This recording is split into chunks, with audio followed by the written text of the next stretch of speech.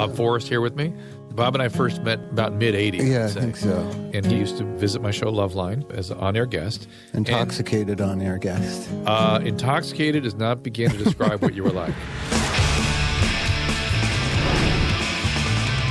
It was one of the most magical times ever. Those were the party days.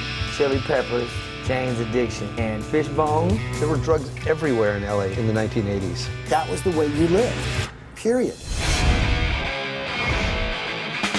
He was a mystery to me.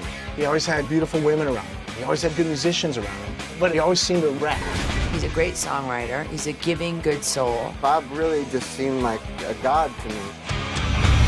Bob's life sort of spilled on the stage, and then it spilled back off stage. Has anybody got any heroin for sale in the audience, please? Like $20 bag of heroin? He's just like this out-of-control maniac. He danced and sang his ass right off the edge of the stage.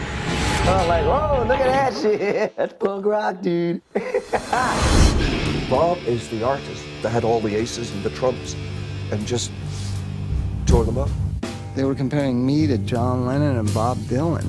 And it was like, goddamn right. When somebody starts to believe the lies that people are telling them, whether they be good or bad, they're destroyed.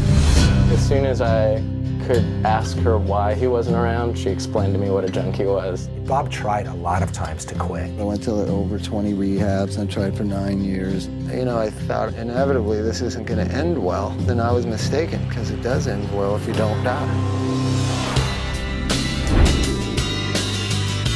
The value of what you went through, it only really has value in sharing with people that are going through that same exact thing. He is now one of the most talented counselors I've ever worked with. Nobody on the planet is better qualified. There are so many musicians, especially around this town, who say they owe their lives to Bob Forrest. You have no idea how many times he's helped my family. You know, he's really, really sacrificed a lot for this.